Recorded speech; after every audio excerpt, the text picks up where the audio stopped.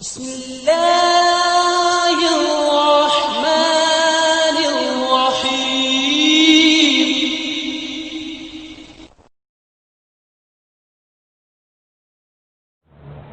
Assalamualaikum warahmatullahi wabarakatuh. Alhamdulillahi rabbil alamin, wassalatu wassalamu ala asyrafil anbiya'i wal mursalin, sayyidina wa maulana Muhammadin wa ala alihi wa sahbihi wa man tabi'ahu ila yaumiddin. Subhanaka la ilma lana illa ma 'allamtana innaka antal alimul hakim. Rabbi shrah li sadri wa yassir li amri wahlul 'uqdatam min lisani yafqahu qawli. Bapak-bapak, ibu-ibu, alim ulama, cerdik pandai, tokoh masyarakat, hadirin hadirat, para remaja, tak dapat saya sebutkan satu persatu. InsyaAllah kita semua hamba-hamba yang dimuliakan Allah Subhanahu wa ta'ala. Amin. Kalau kita membaca buku, dalam buku itu ada memuat hadis, maka kriteria pertama yang harus kita lihat di akhir hadis itu ada dalam kurung HR, hadis riwayat siapa? Apakah riwayat Bukhari, riwayat Muslim, riwayat Abu Daud, riwayat Nasai, riwayat Tirmidzi, riwayat Ibnu Majah? 6. Kalau dia 9, riwayat Ahmad, riwayat Malik, riwayat Darimi.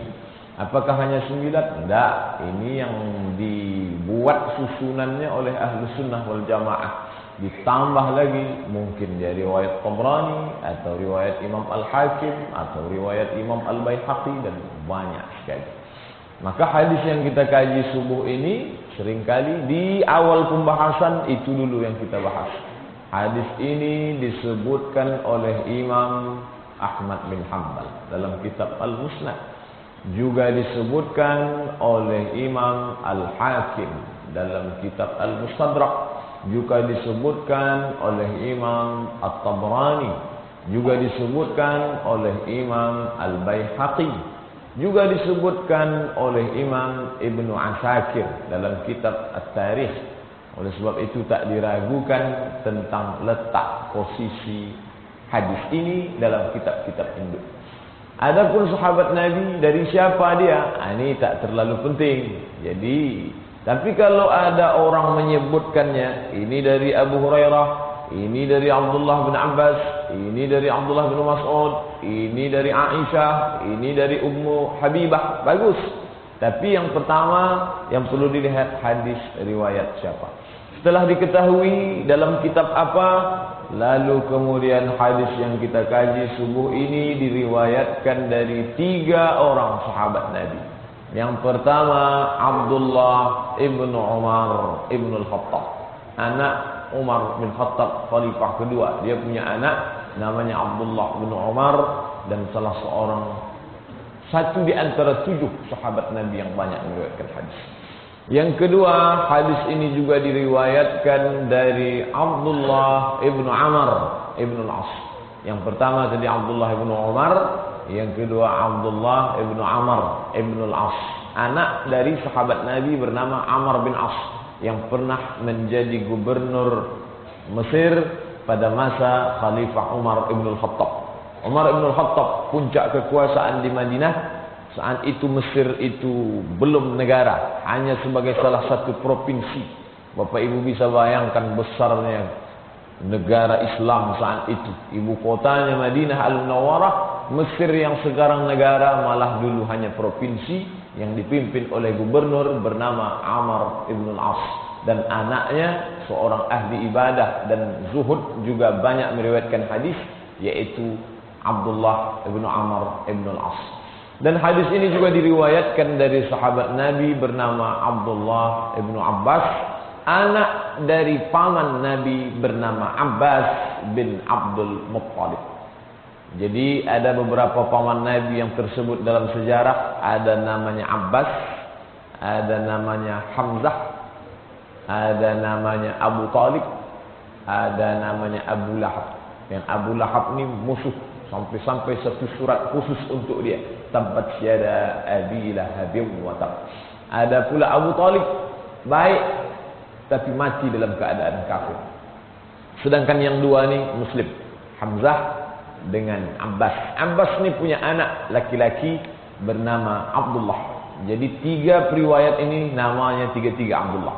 Abdullah bin Umar bin Khattab, Abdullah ibn Amr ibn al-As, Abdullah ibn Abbas. Nanti kalau disebut Ibnu Abbas, yang dimaksud di situ adalah Abdullah bin Abbas. Ibnu Umar, yang dimaksud adalah Abdullah bin Umar. Bapak Ibu yang dimuliakan Allah Subhanahu wa taala. Adapun bunyi teks hadisnya, arba'un, kata Nabi. Arba'un idza kunna fika fala 'alaika ma fataka minad dunya. Arba'un. Wahid, isnin, salasah, arba'. Ada 4 perkara. Kalau tidak mau terjemah 4 perkara, 4 hal. Atau 4 poin. Karena kata perkara ini, kalau disebut kata perkara, ada orang Cina tak mau masuk Islam gara-gara ustaz ceramah pakai perkara. Agama Islam punya rukun. Rukun Islam 5 perkara. Dia dengar dari luar masjid, mau masuk Islam dengan ceramah. Dia dengar dari 5 perkara. Hanya 1 perkara 25 juta kata dia. 5 perkara, tak jadi masuk Islam gara-gara itu. Jadi kita pun tak mau rekaman ini didengar atau dia dengar dari radio 4 perkara. Terbayang dia yang tidak. Arba'un, 4 hal, 4 poin. Idza kunna fika. Kalau 4 ini ada dalam dirimu, ada pada dirimu, fala 'alaika ma fataka minad dunya, maka engkau tak perlu, tak apa-apa, tak jadi masalah, ma fataka minad dunya, kalau engkau tak dapat dunia, tak apa-apa. Kalau begitu Islam ni tak mementingkan dunia. Penting doa kita tadi, Rabbana atina fid dunya. Ad-dunya walaghun ilal akhirah. Dunia ini jembatan. Bahkan Al-Quran melarang kita meninggalkan dunia. Wabtaghi fima ataka Allahu daral akhirah. Carilah apa saja persiapan yang kau buat untuk daral akhirah. Carilah. Wala tansa nasibaka minad dunya. Tapi jangan lupa bagianmu dunia. Tapi kadang tak semua orang dapat dunia. Sedih hatinya tak dapat dunia. Maka kata Nabi, arba'un, ada 4 perkara. Idza kunna fika, kalau dia ada pada dirimu, maka fala 'alaika ma fataka minad dunya, maka tak mengapa, tak jadi masalah andai kau tak dapat dunia sama sekali. Apa dia yang 4 itu? Inilah yang akan kita kaji insyaallah. Yang pertama yang disebut dengan 4 ini, kata Nabi sallallahu alaihi wasallam, yang pertama adalah hifzu amanatin. Hifzu, menjaga. Amanatin sudah menjadi bahasa Indonesia. Amanah, menjaga amanah. Apa yang dimaksud dengan amanah itu? Kalau tetangga bapak ibu mau pergi keluar kota, karena hubungan dekat, betul sudah macam saudara kandung seperti sunnah. Lalu kemudian ditinggalkannya lah kunci rumahnya ke tempat bapak ibu. Ini saya mau pergi ni seminggu, ada tugas penting, tolong tengok. Ya, baiklah. Setelah dia pulang, seperti sedia kala, tak ada kurang satu apapun, baik di luar maupun di dalam. Karena banyak juga di luar tak kurang, di dalam hilang. Ini tidak, apapun tak berkurang. Ini salah satu contoh model amanah.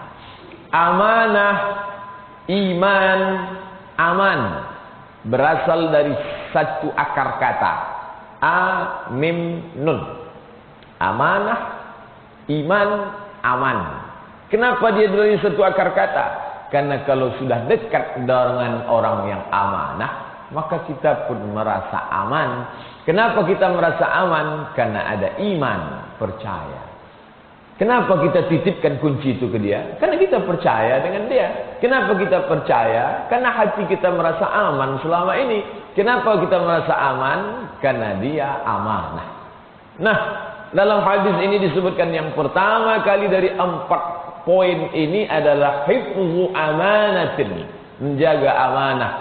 dalam kitab syarah hadis ini dijelaskan oleh Imam Al-Munawi dalam syarah Al-Jami' As-Saghir. Kata beliau, yang dimaksud dengan menjaga amanah adalah al-jawarih, anggota tubuh. Inilah amanah yang paling dekat. Ada amanah jauh, ada amanah. Amanah yang paling dekat di diri kita saat ini, mana dia? Al-jawarih, anggota tubuh. Lidah. Alhamdulillah, mulai terbit fajar, bahkan beberapa jam sebelum terbit fajar, Bapak Ibu mungkin sudah ada yang bangun jam 2 atau jam 3 atau jam 4. Anggota tubuh sudah dijaga hari Sabtu ini dalam amanah. Pertama kali yang diucapkan lidah, alhamdulillahillazi ahyana ba'da ma amatana wa ilaihi nusyur. Setelah selesai itu bangkit dia dari tempat tidur, lidahnya sudah dia jaga amanah. Dia langkahkan kaki masuk ke kamar mandi, kaki kiri dia masukkan. Amanah lagi karena Nabi menyuruh itu. Allahumma inni a'udzubika minal khubuthi wal khaba'ith. Habis itu dia berwudu, semua dia laksanakan. Dia basuh wajahnya. Dalam hadis riwayat Sunan Ibni Majah, keluarlah dosa dari kelopak mata. Ketika dia basuh tangannya, keluarlah dosa dari celah jari jemari. Ketika dia usap kepalanya, keluarlah dosa sampai dari lubang telinga. Ketika dia basuh kakinya, maka keluarlah dosa dari celah-celah kuku-kuku kaki. Habis itu dia pun bermunajat kepada Allah, asyhadu an la ilaha illallah la syarikalah wa asyhadu anna Muhammadan abduhu wa rasuluh. Allahumma ja'alni minat tawwabin waj'alni minal mutatahhirin waj'alni min ibadikas shalihin. Anggota tubuh dari sejak bangun tadi sampai pukul 5.30 ini berada dalam menjaga amanah. Tapi apakah dapat kita jaga ini sampai Israel datang mencabut?